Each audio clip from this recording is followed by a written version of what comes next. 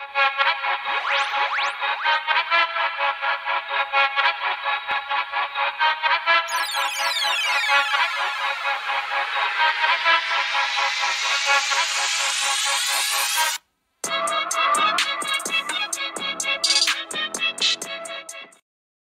we're back, episode 3, Roots of Boxing Raw. Craig's got another wonderful shirt on. Craig, do you want to talk us through that before I introduce our very special guest? Well, I'm going to a whiskey tasting tonight, and I fucking hate whiskey to start off with, but it's like a delayed COVID whiskey tasting thing. And my mate Alex, shout out Alex, he said we should wear party shirts. And I assumed this is the kind of shirt you would wear when you went to a party. So. Is that washing with you, Nathaniel? Don't know what kind of parties you're going to. No, listen, delighted to have you on. Massive fan of yours. Had you on podcast, interviewed you before, Craig has as well. So delighted to have the Commonwealth champion in the house. It's a cracking bell, isn't it? We're not far out from your fight, 2 weeks? Yep, 2 weeks, or just under 2 weeks. 2 weeks yesterday. So, aye, not far to go. How's the preparation going?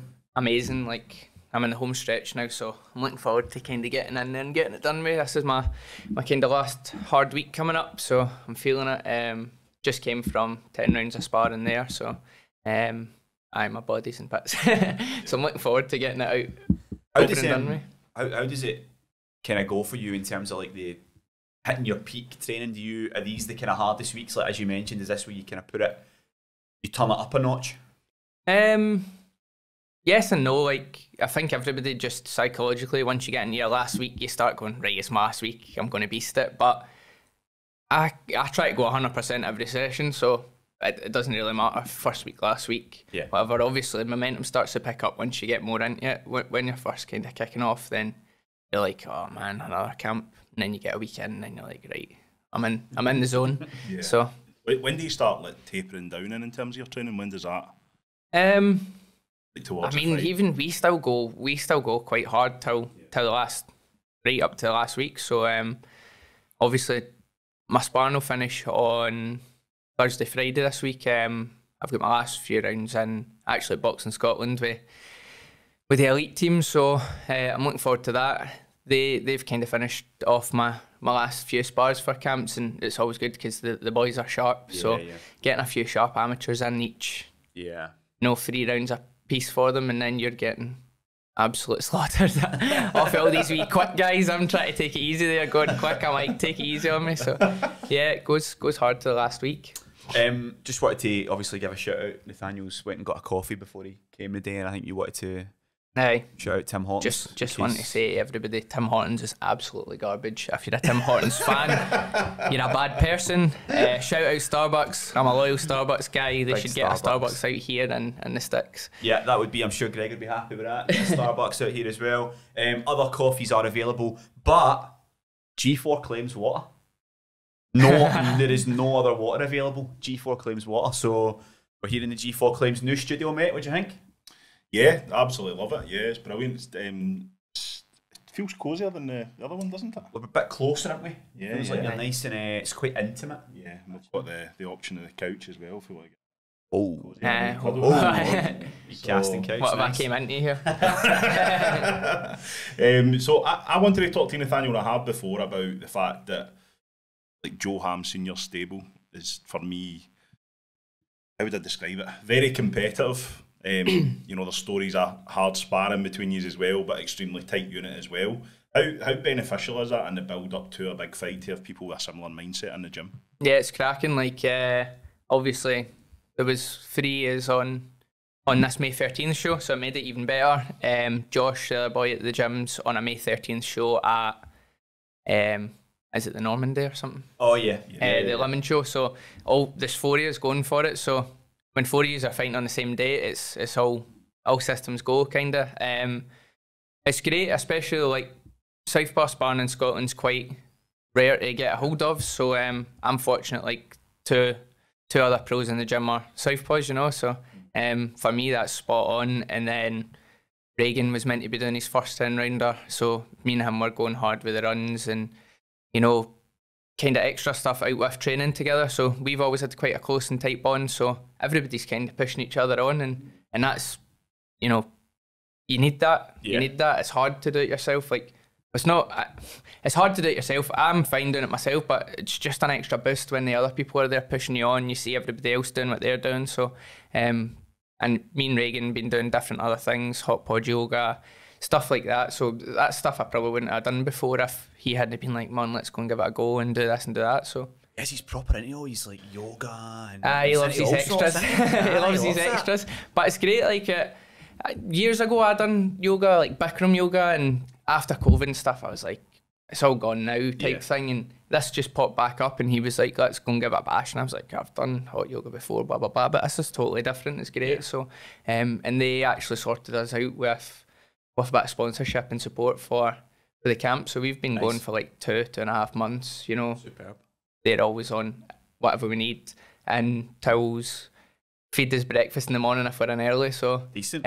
It's cracking place. I'd recommend to everybody. Nice. Brilliant. Nathaniel, see, when like what year was it you started training with Joe Senior? I know that me and you have spoke about this before, and maybe at the start you were getting a few tankings, and then you kept on getting back. So I've been with Joe from 16 maybe, or maybe 17. I think it was 16. I was in the youth, so I fought Cash Farouk. I think it was my first fight with Joe in the Western District Finals, and I did get beat, but it was a questionable one. You know, no disrespect to Cash, but no. So I must have been there for 10, not 10, maybe 8 years or 9 years. So been with Joe a long time, yeah. And I was getting a few pestings at the start. Yeah, and I know that. I don't know if because of COVID's put a stop to this, but I know you've had a couple of visits to like the Wildcard gym. Yep. As a team, am I right in saying that? We went out as a team. So Joe, Stuart, Steph, and Senior went out for 2 years,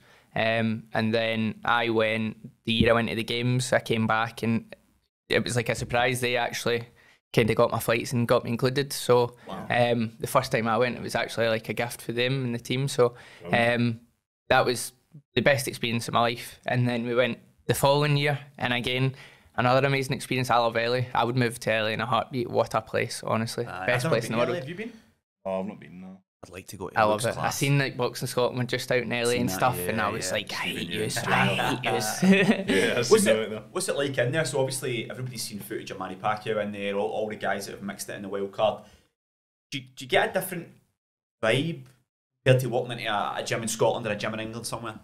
Yeah, I think it's like the level of, or the eyes on you. So first year I went, I sparred upstairs, and Joe and Stuart sparred downstairs. Right. So downstairs was, I think it was all just freshly built a few years ago, and basically all the pros and the world champions are down there. Right. Upstairs is more like general people, but I sparred Toka Khan, I sparred Kambosos upstairs, George Kambosos, and it was extreme because like Toka Khan and they've got like a bit more of an African Americans have more of an entourage there, whereas when I was sparring Kambosos, it was just him, his coach, right, blah blah blah, and we just kind of got down to it.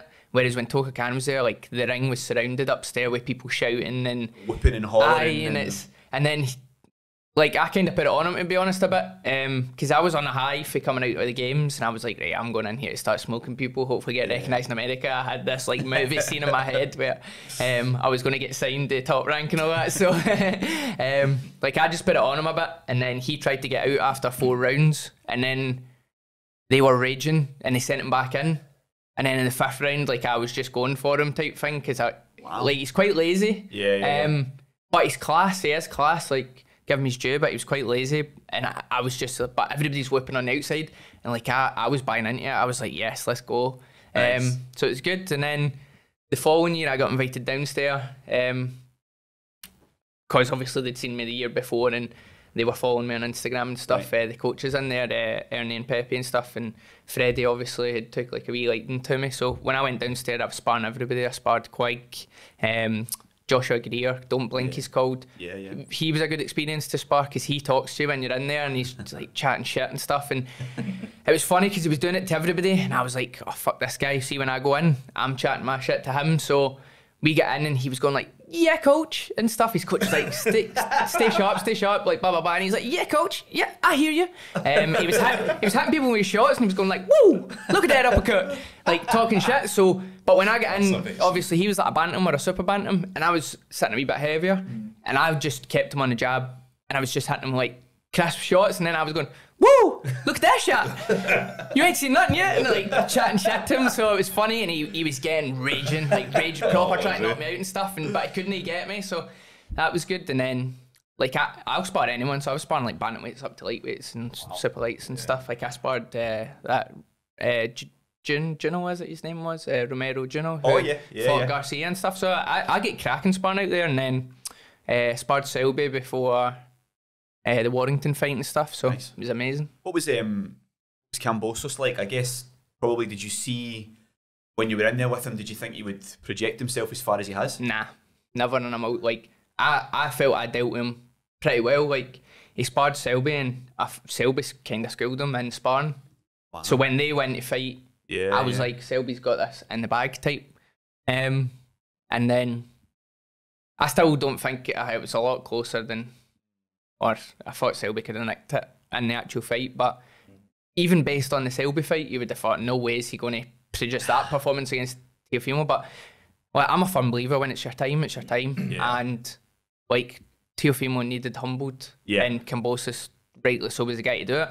Now he's in a position where he needs humbled, and I reckon Haney's going to humble him hard. Like, so I was never that impressed. I'd done a piece with him. I think it was just before the Selby fight, because that was in London. Was that on the undercard of Taylor Prograis? I think it was. Was it? I can't remember. No, that was Burns Selby. I'm talking shit. Yeah. But when I watched him fight Selby, I wasn't really like super impressed. He's so basic. He's so basic, but you know he does the basics good. He done the basics good against Teofimo. Yeah. I don't know what weight he was when I sparred him, because he was small for lightweight. Like, I've got a photo. I mean, him and I'm the same size as him. So, like, he was small for.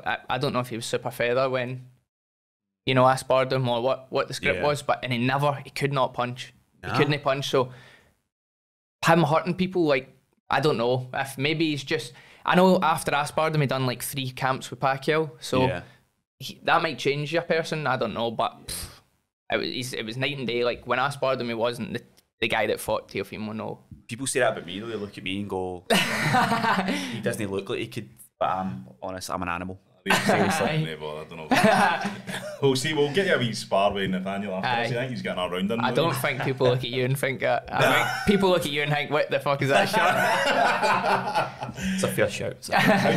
What did Joe think of the shit talking when you were sparring with Joe when you get back then? Did you just hold on to that? Well, I could just imagine Joe in the gym if you started shit talking about. See, to be fair, like, cause Joe obviously is out there and he's like, so he told me shit talk, don't blink, because before, like, young Joe's not like that. He's calm and he likes to just stay composed. So him and Don't Blink were sparring, and that Don't Blink was talking shit, and Joe was just keeping his head about him. Whereas Joe knows I love that. I'm all about, like, come on, let's go. Yeah. So he's like, talk to me when you're in the ring, like, talk to me. And Joe's shouting, like, stay on the jab, blah, blah. And I'm like, I got you, coach. So me and Joe were having a good laugh about it, and I was coming back to corner, and he's like, you're making him raging, let's like keep it going. So, but I never do it here. Like, it's funny you say that, because that's never happened again for years. And then I've been down sparring Ronnie Clark, and obviously he's got his old experience and blah, blah, blah. And he's the same. He talks to you when you're sparring. Oh, beautiful shot. When you land on him, and then you'll go, oh, aye. Keep that right hand up, blah, blah, blah. Talk a wee bit of shit to, like, coach you, and then boom, out of nowhere he hits you, and you're like, that's prick. So, the first weekend we went down a few weekends ago, I was, like, talking back to him, and Joe's like, boom, slapped me. He's like, fucking stop doing that. Yeah. So it's a different story when you're in the wild card. You get away with it, but you don't get away with it here. Like, stay switched on, so it's good fun. But brilliant. Do you think, like, Nathaniel, has COVID affected you getting back out of the wild cards? Is that something you're going to do again in the future? Like, obviously you need to be vaccinated and stuff to go out to America. I'm not vaxxed. Don't plan on getting vaxxed. So especially now, like, COVID's disappeared. It's not big. It's part of life now, isn't it? Mate, so, like, what's happened, like, everybody was this, like, shit scared, and then boom, it's suddenly gone, and Ukraine's in a war with Russia and everything's kind of been sidetracked and this and that, and the price of fuel's going up, and people are talking about other stuff now. You know what I mean? Nobody cares about that. So I'm like, I've never cared, but until that kind of stuff goes away in America, which it will soon, because you know they'll be losing out on fortunes for tourists and holiday people. You know what I mean? So it can't last. So once that goes, we'll be back, I'm sure. Yeah, so I was away with a girlfriend to Paris, and France had actually stopped any UK tourists going. I was like, oh, we're going in February. I says, don't worry, they'll open it up, because it's like Valentine's in Paris, so it's money. So you knew they were going to open it up at some point. But hopefully the laws get relaxed and you can get back to the wild card, because obviously you said that was amazing experience, amazing sparring, and you want to move to LA. So one day I'll be out there. I can feel it. And it's mad, because Nathaniel was telling us as well that Top Rank did offer him a deal, but he turned it down for Kinnock. Aye. So maybe in future when the Kinnock deal runs out, get you back on there. Speaking of Sam, speaking of Scottish boxing, obviously the show coming up, massive show, the Hydro, May 13th, topped by Hannah Rankins, world title defence. You're featuring Big Davy Jameson, friend of the pod, is featuring Reagan, obviously. There's a lot of good talent on the show. What does it feel like preparing for a show of that magnitude? Is that the biggest event you've had to prepare for, and do you change the way you're kind of focused, or is it the same? It's the same, pretty much. Every fight's the same. It doesn't matter who you're fighting. The preparations are the same. So whether you're fighting on the Hydro or you're fighting in, you know, the Paisley Lagoon or wherever, I prepared for this Monty fight or whatever fight, I prepare the same. I'm always in good shape. I don't think you could pick a photo of me yet and say I don't look in good shape. So I just prefer the same. It doesn't matter to me where the fight is. A fight's a fight. Scottish boxing at the moment is like, I guess it's booming, right? Obviously you've got Josh Taylor's at the top of the table, Lee McGregor's chasing him, we had Cash doing great things, you as well now pushing forward, and there's a lot of different options for Scottish fighters coming through. Do you think in the next few years we're going to see like a massive boom of like talent all coming through at a similar time, like yourself, Regan, guys like that, all pushing and making the step to British level and beyond? Yeah, I mean, I suppose like I'm already mandatory for the British anyway. After I need to get this fight out the way, and then next fight should be the British. So Reagan's coming on. He was meant to be fighting for a title and never went through for whatever reason, I don't know. But he'll be in title mix soon. I know that he's decided that 100%, like he's just going to stick to lightweight. He only took this at the higher weight for a title. So when he gets to lightweight, he'll be an animal. Yeah, I mean, there's loads of talent coming through. The difficulty for me is like I'm a big skeptic of, will Scotland ever break through and be their own thing, or will ever get the opportunities that they deserve? I don't know. Like, I don't know, and it's something like I wouldn't be confident saying. It doesn't matter if the most talented person in the world comes through for Scotland, i.e. Josh Taylor, because he's had to go elsewhere. It's just a shame. It really is a shame. And you know, with the Catterall thing, my genuine belief is it was closer than what people are making it out to be. It wasn't the robbery. It was. I would say Catterall maybe won by a round, and that's my opinion. And when you go and listen to the Americans or listen to anybody else, loads of people thought Josh had it. So the way he's been treated after that just shows like doesn't matter how good you are or what you've done. You know what I mean? Because he's not came the easy way. He's blittered every champion everywhere else, and then nobody said a word about it. But a close decision, and everybody's it's a big on guy. It's the biggest thing in the world. So I don't think it doesn't matter how talented you are. If you come for Scotland, you're fighting an uphill battle anyway. Yeah, that's a good shout. It's well put actually. See, Nathaniel, like you mentioned there that to keep you sharp when you get to the end of your sparring, you're in with some of the kind of amateurs and boxing Scotland. Is there any kind of names for us you've got in terms of maybe future stars? Yeah, like one that I sparred for my Commonwealth title, you know, challenge was Reece Lynch. That kid's sharp. He is a sharp guy. Obviously, he's on GB now. He's winning medals at every tournament he goes to. He's a sharp kid. Sam Hickey, Matty McHale, like that's all the kind of people I've been sparring with recently.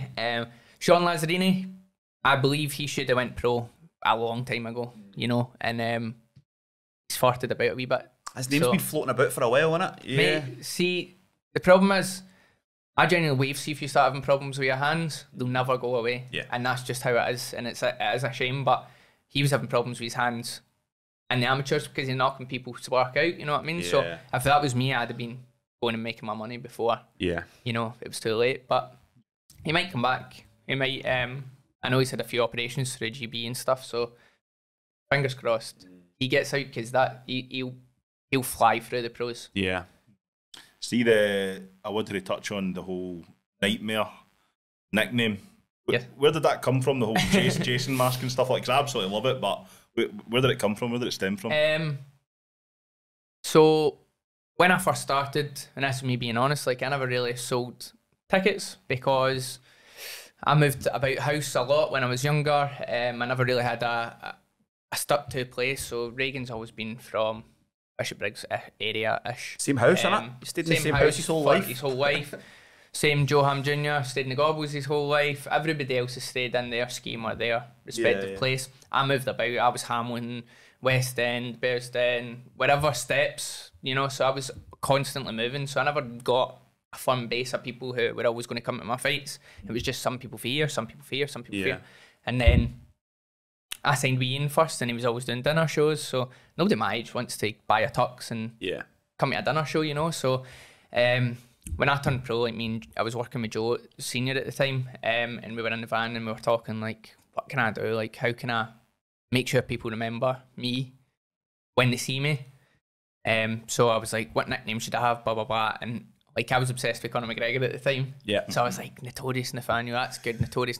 And then I had in my head that was going to be it. Anyway, I put up an Instagram thing like, anybody get any nicknames that will go with my name? And I think it was like a wee 14-year-old, 13-year-old amateur guy, and he's like, The Nightmare. And I was like, The Nightmare, I like that. Like, that's where it came from. And then I was saying to Joe, The Nightmare, do you like that? And he's like, you should get like the Jason mask, come in with a Halloween tune and stuff, like make a wee thing about it, like make a wee thing. And then after the first time I came in, I was like, I feel calm because see, when I've got my mask on and I'm coming out, nobody can see you. Like it's a switch in personality of, right, it's go time, the mask comes on, now it's time to walk to the ring, now we know, like, and when it comes off, it's time to go, that's it. So like it helped me as well in both ways of like, this is me switching on, you're ready to rock. And that's kind of how it came about. And then just each time I've tried to switch up like I had the half mask in the Monty fight, I'll have a different mask for this fight as well. Which was stupid because I never knew it was Friday the 13th. So the Jason mask would have went well and I'd already got a new kit designed for coming out, unfortunately, but it is what it is. I forgot it was Friday the 13th. Interesting. That's cool though. That's cool. What's the guy's name that gave you the idea? No idea. Doesn't remember. I actually don't remember. Doesn't remember. But if you see that, shout out to that guy. Yeah. We, again, Nathaniel spoke to you in the past about this, but I remember an interview watching with you where it was kind of like, I think you'd got to that point where you were pissed off fighting journeyman.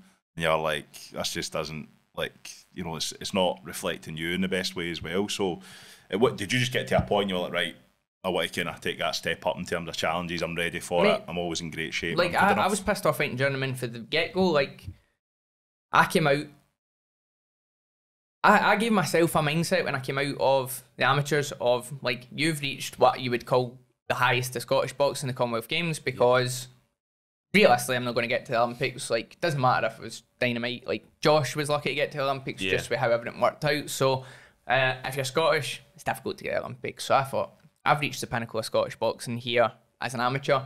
I'm going into the pros. Like, I want to be fast-tracked. I don't want to, like, fight. I didn't even want to fight a 4-rounder in my first fight, and I said that. And then my opponents get cancelled that many times. Like, I ended up fighting Lee Conley, who was like 10 stone 12 when I fought him, and I weighed in 9 stone 3 or something. And I was like, come on.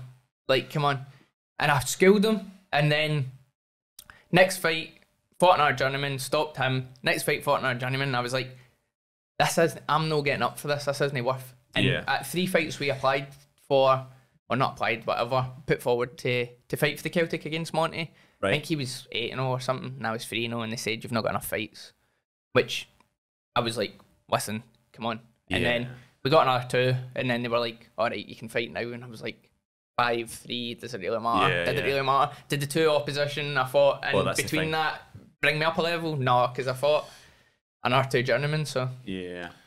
How special was it? Because me and Craig were in attendance that night, and you touched on it. Like, you did spend some of your life in Hamilton. So how special was it to capture that, you know, first major title in the professional game, Commonwealth in Hamilton? You'd a lot of people there that night. You sold a lot of tickets that night. That was genuinely probably like the highlight of my career so far, because they'd put forward Calvin a headline for whatever reason. Yeah, it was in Hamilton, I'm for Hamilton, so it would have made sense for me to headline for the get-go, but whatever happened, Calvin broke his hand and pulled out, and then, like, I knew it was going to be a special night when I was headlining, and it was surreal, because when I started to walk out, I had no nerves, and normally everybody gets a wee bit of nerves, and, well, since I've won that title, or since I've fought for that title, my nerves have been, like, calm every time I fight now, and, like, it was just special, where I was like, this is like the making of me type coming out, and this is where I kind of started, and I'm coming back, and that's where the proper journey begins. So just to cut in, it's interesting you say that. Do you feel like fighting on that stage, winning this glorious multicoloured belt, do you feel like that was sort of you proving to yourself that you were at that level and you were ready to kick on? Because obviously you mentioned fighting those journeymen, fighting guys at that level, you know, you're going through the motions a little bit, you know you're a level above, but you need a bit of validation to say, all right, I'm definitely good enough to win this. I'm definitely good enough to win the British. Do you think that night kind of switched how you viewed the rest of your career? Not really. Like, I always felt it was good enough. I thought I was going to have a harder night than I did. So, like, even now, I feel like the opposition then and from then could be better. And I think, like, this one will be my coming out fight, because this is a genuine 50-50. Yeah. Like, this is a genuine tough opponent. So, at the time, I thought that was a genuine tough opponent till I got in there, and it wasn't. Like, even my win down in Bolton, it was tougher, but, like, I knew I had all the tools, and I had that extra bit. Like, this one's going to be my coming out fight. How I deal with this fight, like, I'm ready just to be a different animal altogether. And I watched Nick Ball last weekend, and that's meant to be my next opponent. And I thought, if he's putting guys away like that, I need to be putting guys away like that, because, like, no bullshit. Yeah. I texted you during that fight. I was like, what'd you make of this? And you were like, not a problem. Not a problem. But I genuinely don't think it is a problem. Like, Isaac Lowe made him look way better than he needed to be. Like, Isaac Lowe tried to fight a small guy, like, didn't use any footwork, didn't use any head movement. Yeah. Nick Ball was lunging with a lead hook every time he led with a combination, and Isaac Lowe didn't take a step back. And when he did take a step back, he stepped back with his chin there. It was bizarre for me. It was weird to see, because Lowe's normally he's a boxer first, right? You know, I don't really rate Lowe, and I didn't rate him. He had a fight in America, like, it might have been Fury Wilder 1 or Fury Wilder 2. He had a fight in America, and I was like, he's pish. Yeah. But there was a hype about him because he's Tyson Fury's cousin or whatever he is. Like, I don't know. And then when this got announced, because I'd been watching it, Ball, like, I'm coming for you type thing. Yeah. When this fight got announced, I said, he'll stop him. Yeah. He'll stop Lowe, easy. Like, and everybody was, obviously, they put him in there for Lowe to try and get a good win off of, and it backfired. But like, I knew that was going to happen for the get-go. But it was just bizarre, like, and even speaking about it, like, after he had him hurt in the second, Lowe still pressed forward and pressed forward and pressed forward, and it was a funny stoppage. So if it never gets stopped like that, it probably would have get stopped down the line. But I mean, Lowe still put the pressure on him close range. I know I could box, and I know I can fight. Yeah. And, you know, touch wood, I can take a punch. So it's a great. Your next, it would be a love fight now is matchup. great. Your fight with Jacob Robinson's a cracking fight as well. Yeah. He's had a couple of nice highlight knockout wins against, you know, relative opponents, but that's a cracking fight, and that's obviously your focus. But the Ball one's mouth-watering as well, isn't it? Yeah, I think so. I agree with you. Like, I was turning up to Hamilton Aki Stadium that night expecting you to be challenged and seen, because for me, I'm like, you've been shown clearly that you're a talented fighter, but I'm like, you know, for fans like myself, we want to see you tested and see what level you're going to go to. Yeah. And you didn't get tested that night. You've still not been tested in my opinion, but how, like, in terms of your preparation for this fight, and I know that you touched on like the southpaw sparring and stuff like that, but mentally and physically, how do you prepare differently to a fight that you know this is definitely a 50-50 fight? Jacob Robinson's coming to try and punch your head off. Like, how do you prepare mentally and physically? Is it just the exact same as you always have, or is it more, you know, studying the fighter and looking at things like that? Mate, I'm not massive on studying the fighter because anything can change on the night. He could come out and decide, I'm going to box orthodox, I'm going to box southpaw, I'm going to fight him, or I'm going to counter punch him. So, I mean, I watched his last fight and he was sharp counter punching. What happens if I go out and stand there and start counter punching him? He's going to have to come fight, or, you know, anything could happen. So I don't really get hung up.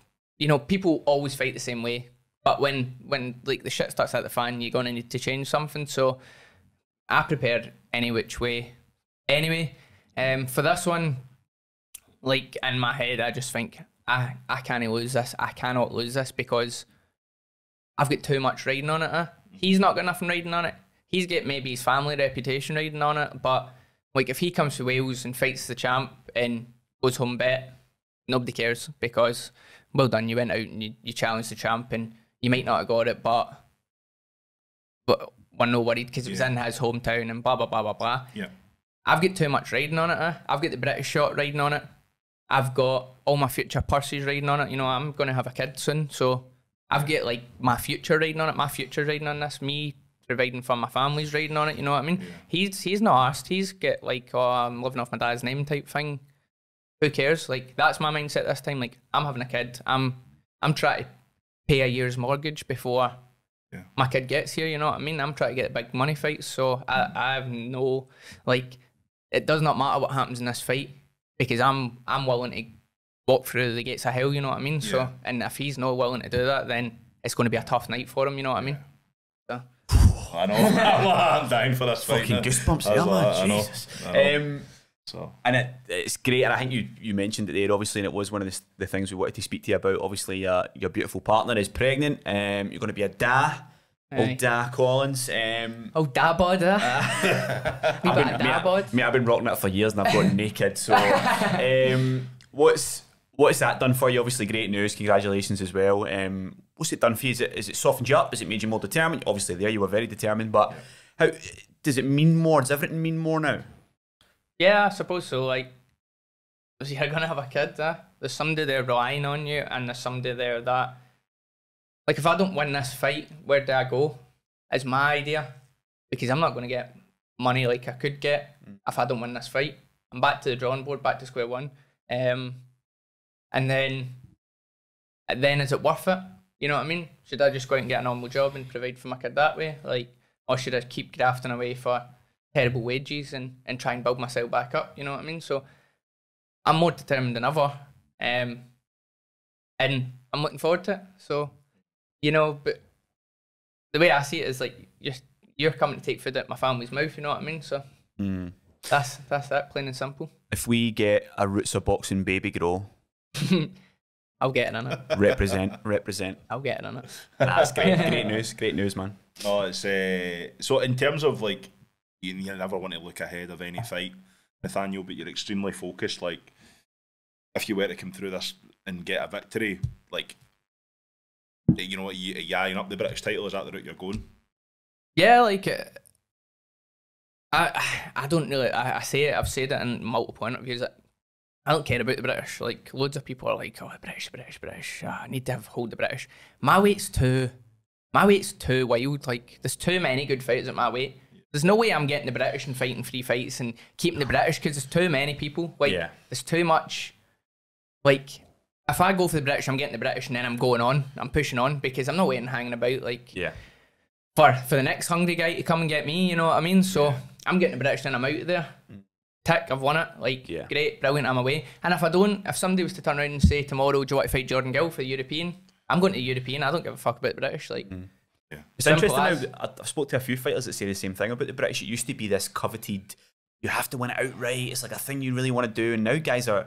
Actual belt, isn't it? It's like because it's such a nice belt. People want to win it, obviously, but there's a lot of people, like you said, that they'd be happy to skip it if the opportunity was better. So I'm not like a Queen and Country, like, oh, pure love the Union Jack and all that. I don't care if the belt's got a big Union Jack in it and it's, it's 24 karat gold or whatever, like, fair enough, use that, but I don't care. I don't think it's a nice belt, it's an ugly belt. I think it's alright. It's like a bang average. Like, I don't think, like, oh man, I'd love to walk about with the British. Yeah. Commonwealth British, nice title to have and makes you a bit more of a household name, but come on. I think you get good money in the pawn shop because of the gold in it, because you sell cashes and you're like, it's got a bit of weight to it. They're saying you need 3 to win it outright. Oh, I've been doing up my house, don't know where it's win, you know what I mean? They're on eBay seeing featherweight British title. Yeah. So, just outside of boxing then, so obviously you've got your fitness program, I know it's not really PT, it's like a fitness centre almost, the Nightmare Fitness Gaff. tell us in a more professional fashion what it's all about.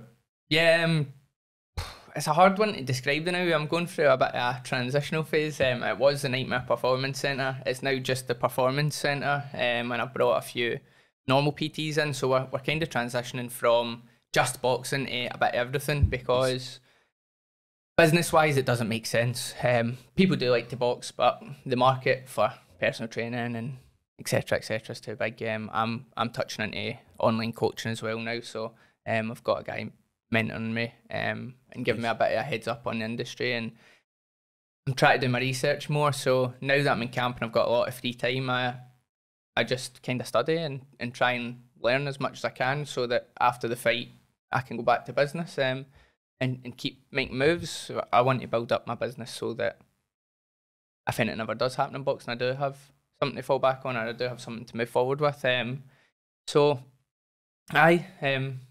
just pressing on with that, and like I say, it's good, but it's just in the start off. So nice. It's difficult because as soon as I get it started, I had this big fight, so I just took 6. Like, I've got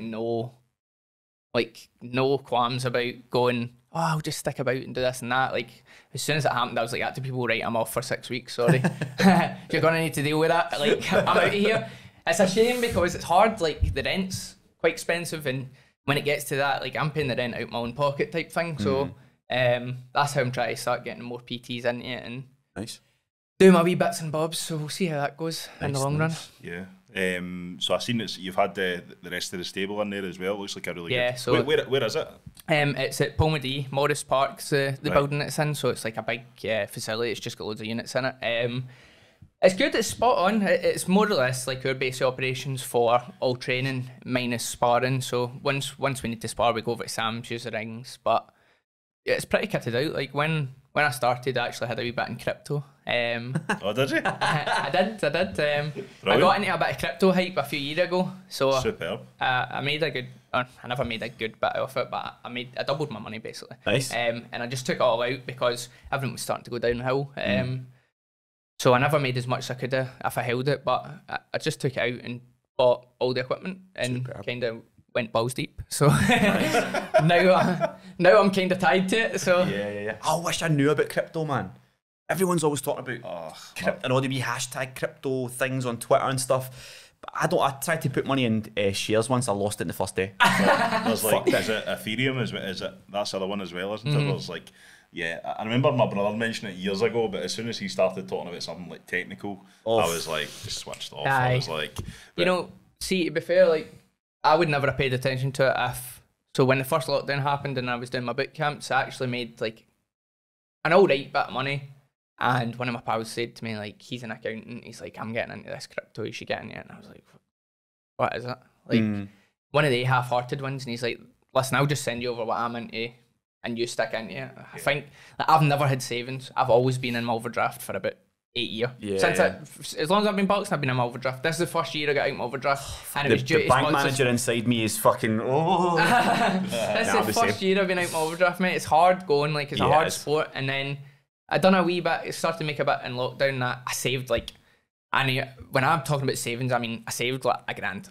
So it wasn't really savings. It was like wasn't what normal people would save. Like normal people save $1,000 a month. You know what I mean? I'm saving $1,000 in my lifetime. So I was like, I'll put it into crypto because I know that if it's not in crypto, I'll spend it. And then like it worked out well, and I wish I could have kept it in. But at the time I started the gym, I had no money, so Yeah. I couldn't keep it in. Aye, But yeah. like there was loads of stuff going on. Like my pal was like, get these routers and they make you like 20 quid, or you'll make 20 quid a day, or 15 quid a day, or 10 quid a day, and blah blah blah blah blah. And I was like, much of the day, and he was like £700. And I was like, mate, do you think I've got £700? I'm minus £1,400. I need two £700 just to get me out of my overdraft, not buy a router. You know what I mean? But it's one of the 8 ones. Everyone's got a way to make money. I know. What was it like setting up the gym? Because that looks to me as if it's a total pain in the arse. So you're taking it like probably getting the keys, opening up, and then you buy the equipment. Is that like a long process? Because I know you've had your new place as well. You bought that as well, and that's been a lot of work as well. Man, So don't get me started. Don't get me started. We the same, and it's an absolute nightmare. It's nuts. Like I've been so.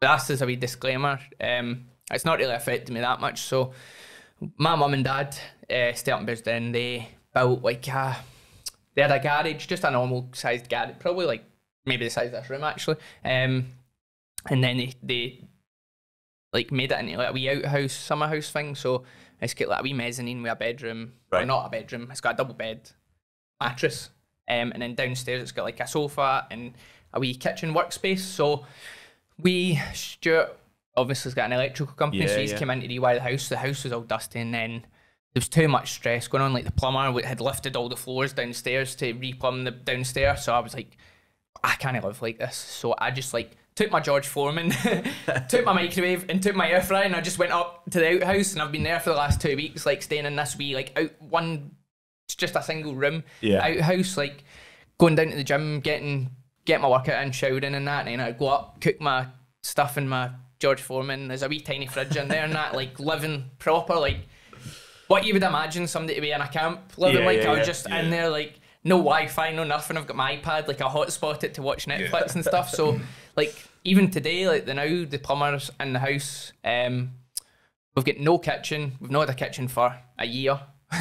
We've not had a proper bathroom, like a proper shower. We've just been taking baths, you know what I mean? So it's been a struggle, like especially in camps, and it's that struggle nobody knows about. So I'm just like so ready for it to be done. Like the kitchen's coming and getting installed on fight week, you know what I mean? So it's not as if I can go back to the house. Like fight week, I'm going to be in this wee fucking outhouse thing. Is like, that the one you sent the video of in that Instagram that you were showing us? That's the wee thing. And so like you're saying, it's difficult, and then the gym set up as well. So setting up the gym and setting up the house, and mate, and you've stressful times, and a baby on the way. That's and they're fighting. So I don't blame you for taking your stuff and just getting out.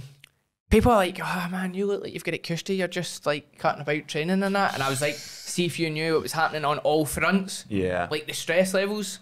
Last fight, I was like, my weight wasn't coming down, and I was training like fuck, and I was like, what's happening here? And I was like, the stress levels are that high with everything. And then this one in the mix with like the baby, and so, it's just mental. Mental. A lot going on, man.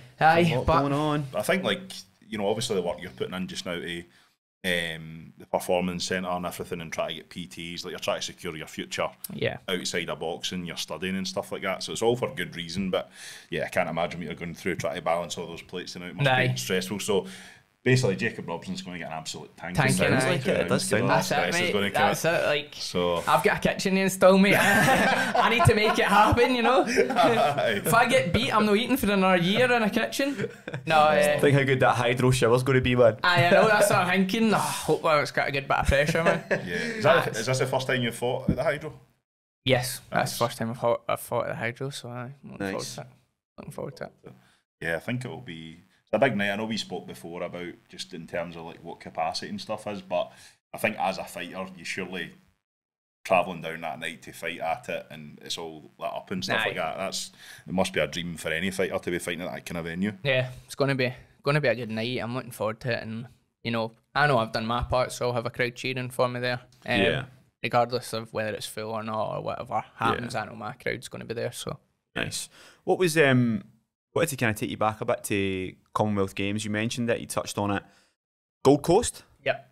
What was that like? That must have been tremendous. So, this is funny. I was talking about this the other day with Joe Senior, and Joe, like, we're back in contact with Boxing Scotland, and I'm sure you've seen the news, like, they're letting pros back in the Olympics, and GB's basically taking a management role on pros now, and they're doing deals, and it's all trying to get integrated. So I don't know if Boxing Scotland's going the same way, but they've obviously got a lot more coaches who are pro, Ricky, Willem and Stephen Simmons, etc., etc. So, and then I've seen recently, like, I know we've been sparring with them for maybe like 8, 9, 10 months, and recently I've seen loads of other pros going in. So I don't know kind of what the dealio is there, but I was laughing about it with Joe. So when we had 2 camps in Ukraine, and then we went out to Gold Coast for like a preparation, acclimatization camp, and it was just a riot. Like, first day we got there, we get everybody banned for everything because like all the Boxing Scotland boys, we went on this, like, there's a big lake in the middle of our resort, and we went on this big like inflatable bouncy park thing, and they were like, you could break your neck and you're out the games, and we've done this and that to get you here, man. We're all running about slide tackling, playing tig on this big bouncy thing, so we get everybody banned for the lake. Next day we're out on segways, everybody banned for the segways, so they were strict. But when we went, it was just like, it's just a holiday camp, really. Like, we were all cuddling koalas and having a great old time and having a jolly. See, when we get down to get into the fight, the people who were sparring were like, they weren't terrible, but they weren't like, it was just normal, like amateur boxers for Australia. Like, it wasn't, we went, whereas every other team was down at the national centre sparring with each other. Okay. We were just up at, why was Sunshine? I don't know. We were just up at, because everybody was just chilling, like out spotting kangaroos and stuff. I was cycling about in the big Conor McGregor bikes, like loving life, getting ice creams, and it was just mental. Like, it was just a weird preparation camp. So when we get down to Gold Coast, it was like a reality check because everybody just started getting beat right away. But that was even worse because then we were in the village, everybody had been beat, and we were all just like, we might as well just go and party now. Like, was there not a bit of, who's big boy not get arrested? Big cruiserweight, big Stephen Lavelle or something like that? So obviously he wasn't part of the team. Right. Obviously not. Right, okay. So me and him, Joe's, he was like, he won a bronze at the Glasgow Games, and Joe trained him for all his life, and then he moved out to Australia. So he'd messaged me like, I'm coming out to see you, coming out to watching the game. So I won my first fight, obviously, and had a few days, and then I fought Harry Gorside, who he went on to win gold, and then he actually won a bronze at the Olympics just there. Cracking fighter, really good, probably one of the best I've fought. And then, I mean, I was like devastated because I was like, I'm definitely meddling here. And then even though we were fanning about, like, I was still in the zone type thing, but it's just one of the ones. If it's for you, it's for you, and it wasn't for me at that point. But he'd messaged me like, I'm coming out, blah, blah, blah, blah. And then, like, we were all out clubbing, and I was obviously a bit intoxicated, and Usain Bolt was there. He wasn't competing, he was just there. Like, I don't know why. What? Or was he competing? Was it his last one? I don't know. But he was just kicking about? He was just kicking about in the village. Loads of random people, like Tom Daly and all that, were there, like, for no reason. But we were all in this one club, and you get in with your athlete's pass.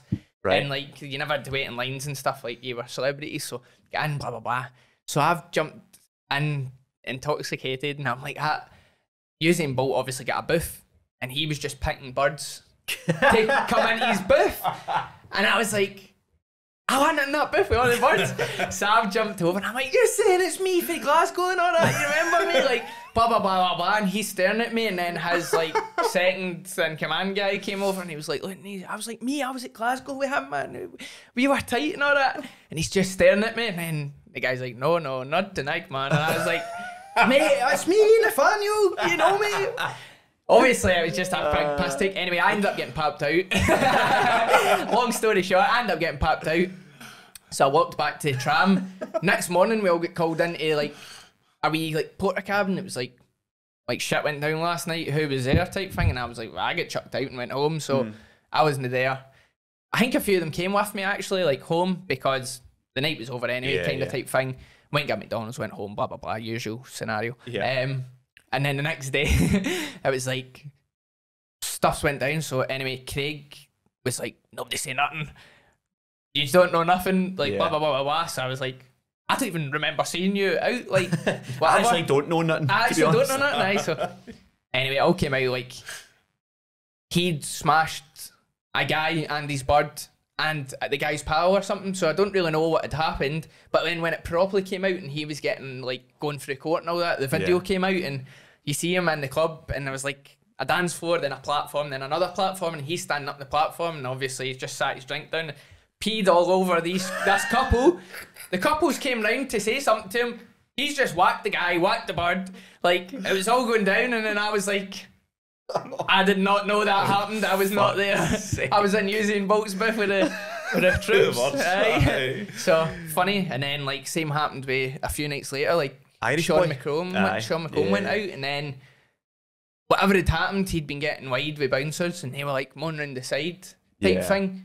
But they smashed him, or he might have whacked one of them, but like a lot of them smashed him. Yeah. And then they tried to like say he started it, blah blah blah. But they'd been smart and got him round the side so nobody could see. But footage ended up coming out of them all smashing him, so he ended up getting away with it. But fuck's sake, man. He was on our age anyway. But it just went wild, man. Gold Coast was like a pure party. It was good. Like could have been worse. He could have pissed on Usain Bolt. That would have been better. I'd like to see big Usain going for that.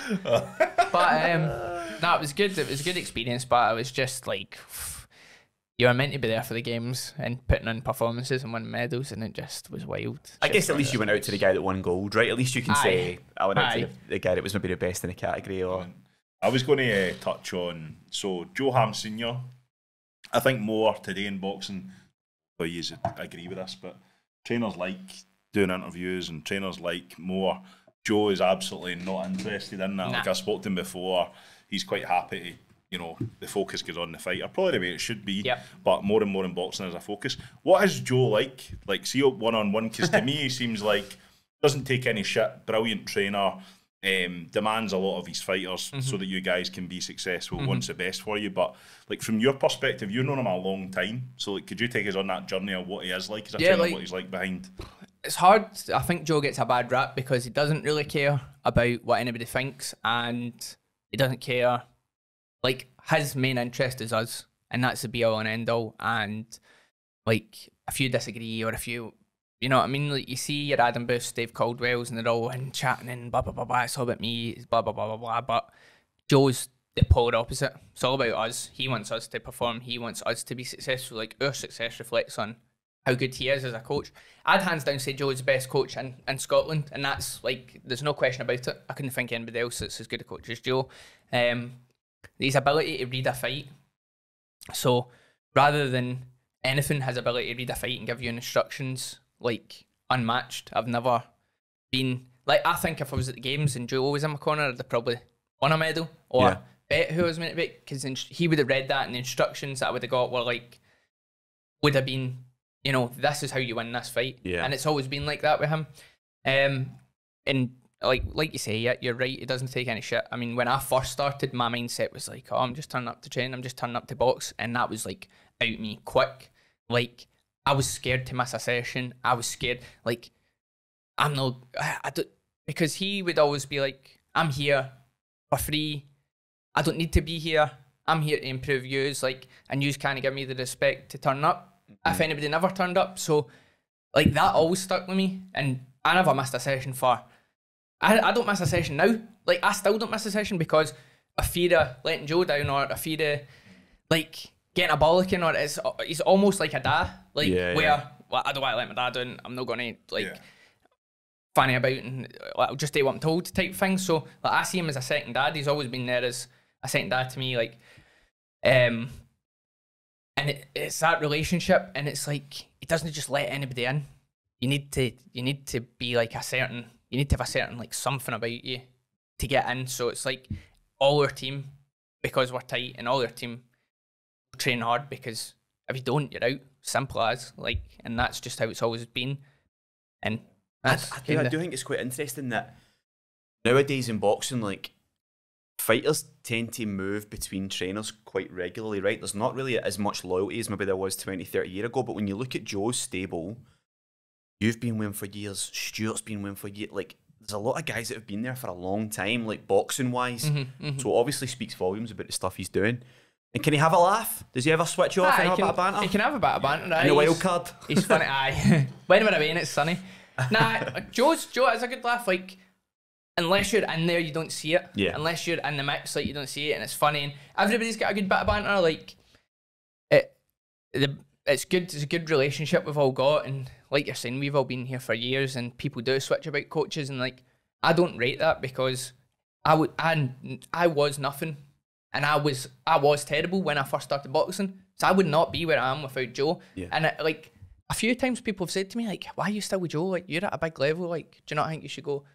Why the hell would I let him get me to this level and then stop? Like it's not broke. I'm not going to fix it. Like just go with someone else. like that's not how it works. Like other people might have that mindset. I don't have that mindset. Like Joe's given his like blood, sweat, and tears. Joe's up at 9 o'clock on a Sunday morning getting us sprinting. He doesn't need to do that. He doesn't get paid. He gets paid like a fraction of your purse. You know what I mean? Like which is wrong. It's wrong. Like for the hours he puts in because. Like, how does a manager get 25% and a coach gets 10%? It should be vice versa, or they should take 15 or 17 and a half each, or whatever the way it is. So yeah, I think like in my experiences with both Joes has been spot on. I remember going to Morrison's gym and like it's quite intimidating getting in as one of us and you maybe not met the fighters before, and maybe 5 minutes later you're going to have to interview them. You've never spoke to them before. But the two of them could have been more welcoming. When I went to Morrison's, Joe Ham Senior's like, right, you're sticking the body bag on me around with Joe, and I was like, oh my god. But it was a good laugh. But he's always been spot on with me, even when Crown Plaza backstage and stuff like that. You do get like I've got a sample like having a laugh with us and stuff like that. But you can tell when it's time to go. It's business time. It's time to go. But I think it's just good to ask people like you because. He isn't going to do interviews, he isn't like going to be all look at me, it is all about you guys, and that's the way it should be in my view. But just by the way boxing's going, we're hearing more and more from trainers now, aren't we? It's like boxers who have a job, they have to work to make the money and make ends meet, and then they have to go to training. It's no different with a coach. Joe doesn't get paid a lot for us. We're not all making millions, so we can't have the luxury of saying, listen, you chuck your job and you just train us and that's your full-time job. Like Joe works and he comes in at 4 o'clock in his working gear and he's not been home yet, he's no had a rest, or Joe will do a night shift and he'll have a couple hours sleep and then he'll get up and he'll come train us in the morning. So they don't get the recognition for that. Like your bigger coaches, your Adam Booths, your whoever, even Billy Nelson and stuff who've get like Thor and maybe getting a big chunk of the pie somewhere else. Like they guys are all cushy, like loving it, and they can do this and they can do that. Joe puts in the work where he's going to work, then he's coming straight to the gym to train us. Like that's not easy. And I've worked and been there, and I know like it's not the best thing. So it just it's probably a testament to how good he is and how far he's taken you guys as well, though, isn't it? Because he knows how much he's putting in. You guys know how much he's putting in as well. It's not like they fancy trainers that work a day, take a day off, and because they can take their foot off the gas as well, whereas he has to make it count because he's dedicating so much of his own time. Yeah, I think the journey as well, like you touched just finally, you said that, you know, there is a lot of boxers that are chopping and changing trainers and chopping. I mean, what age were you when you started training with Joe? 16, 17, so I started quite late with Joe actually. Yeah. So, I don't know. Time, but if it's not broke, why would you change it? You know, if you did a couple of, you know, maybe it's something you would have to review, but yeah. I guess probably last subject we wanted to speak about, we're supposed to be joined by another guest today. The enigma that is rapper Shogun, legend, Scotland's best rapper for me, bar none. I do like Gasp, but I do like Shogun. Couldn't join us because he lives in the arse end of nowhere. Aye. You said this is the arse end of nowhere. He lives fucking in a field house somewhere. He genuinely lives in like a field with sheep. Like he's got chickens and stuff. He put something on his Instagram. It's just him standing next to like Highland cows or something earlier on. But supposed to have him on as well. How did you guys start becoming pals? What's the kind of background there? So it's funny because I was thinking we're going to talk about this, and he's got good patter, so he'd probably said it better than me. But I've always been pals with Melrose, if you know him. And obviously Melrose and Shogun are pals and done a lot together. So Melrose was doing like 1-to-1s with me. None of that kicking, like gay stuff that he's doing now. Spinning about. If you see this, get a grip of your life, right? So we were doing proper boxing. Melrose can actually go for it. To be fair, he's good, decent, and he's a southpaw. Oh, is he? So through lockdown, he was doing 1-to-1s, and then like everybody was just farting about because there's nothing to do. So it was like all day sunny weekends. We went up to the Falls of Fallock, and he's like, "Oh, I'll meet you up there. I'm going to get like Shogun," and I was like, "Oh, cool, whatever." And obviously I knew of him, but I'd never really spoke to him before. Yeah. So we went up. I'm jumping in and jumping off stuff, and nobody else really is because they're all gimps. And I was having a good time, and then I jumped out and like Melrose and Shogun had turned up, and Shogun's got a beer in one hand and something else in the other hand, and somebody must have recognised him, but there was like a big group of like girls and boys next to us, a wee bit younger, and one of them said something to him, one of the girls, like being cheeky, and he's just slaughtered her, but in a rap, and I just started pissing myself, and then she was going mental, and then he just kept dissing her, so it was funny, and then yeah, just the day kind of continued for that, where we started getting familiar, and then like I ended up pals with quite a lot of Scottish rappers, right? Just through what I was doing. Like I done a few like boxing class type things in a studio in town under the bridge called Fusion Studios, where a lot of them go. So they were all doing a bit of boxing with me, and then I started up a wee sparring thing in lockdown, and they all came to do a bit of sparring and stuff. So then I started getting more pal with all of them. Then they all turned up to my fighting stuff, and then Shogun was wanting to get in shape and stuff before he moved down to Lockerbie, so he was like, oh, I'll come and do this and that, and then we were talking for a while, and then he moved to Lockerbie, and then that's the end. That is the end of that story. And then I was like, I can't associate with you anymore. Nothing good Don't happens associate in with you. Lockerbie. It's probably a good thing he isn't here today, because if he'd have seen that shot, I'd have fucking slaughtered him. Yeah, that's I true. don't think that's been your last episode. No. Is that your kind of music? Do you like your rap, hip hop stuff? Yeah. That's my music. I'm big on the rap and hip hop. So nice. We'll need to get him on. We'll get Shogun on 100%. We could have had a wee like back and forth here, a wee back to back. I was in an fire in the booth. Instagram fucking group with the two of them, man, just freestyling but writing each other, like dissing each other back and forward. I was looking at my phone going, I need to go back to work, man. I don't know what's happening here. Some golden bars. So it's probably for the best. We'll bring him on next time. We'd have been slaughtered. Just wanted to give a shout out. I think you've got a couple of shout outs that you want to give, but obviously we know you've got the Nightmare Performance Centre or the Performance Centre, and they actually don't pay for lighting in there. Did you know that? They just use Regan Glatton's teeth. He just opens his mouth up and just shine the whole fucking. So shout out to Regan for that, because he's saving you a fortune. You know, it was funny actually. I was messaging him the other day. I was like, "This is blah blah blah." He was raging because obviously his fight went from 10 to a 6, and his purse changed and all that. And he was like, "I'm sick of this, man. I'm going to have to start selling my teeth tooth by tooth to start funding my lifestyle now, because he's a pro. He's full-time pro, so... some teeth, man. So white. Belters. But, no, he's a good boy. You wanted to mention a couple of people that have been helping you out as well? I would just like to say this year has been a massive struggle, and I've never had sponsors, so I want to firstly say thanks to Lee and Dom at Boxing Marketing Services, because two guys... Sam put me onto them, and basically their job's to try and help you get sponsorship, and I've always been terrible, never ever been successful at getting sponsors, so I have just recently got a few sponsors on thanks to these guys, kind of setting it up, so often I've got a list here, so I'm going to go for it.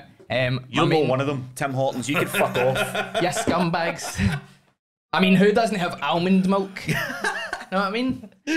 So my main sponsor is Phoenix Utilities. I've got CJC Recruitment, Glen Nevin Construction, Hot Pod Yoga, you've already had your shout out, Mary. Forrester Boxing Fitness, E&P Brick Lane Services. I've got Knockout Meals, Lewis Benson, shout out. Oh yeah. McGowan Civils Limited and Lively Canico. So I've managed to get a good few ones on. Some of them are originals. You want me to speak to Boxing Marketing? I know, fucking hell. I know, get some podcast sponsors. Absolutely. No, it's spot on, like it just makes life a lot easier, and like they run like a LinkedIn kind of thing for me, and I mean, I'm not saying boxers are thick. I would say I'm pretty intelligent, but it's something I would never have known or went on to, where they create a LinkedIn profile and start contacting companies, and they post everything onto this LinkedIn thing. So the businesses are seeing you, and like they want a piece in the. It's good because I mean I've went out and met most of them and had lunch or had a coffee and had a sit down, and everybody's brand new and they're right on board, but they would never have known about you otherwise.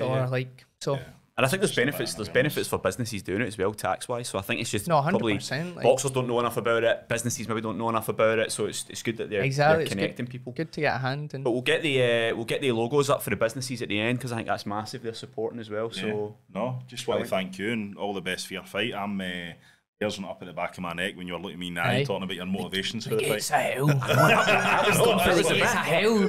Oh, he's So, fucking he's read that somewhere. That's good.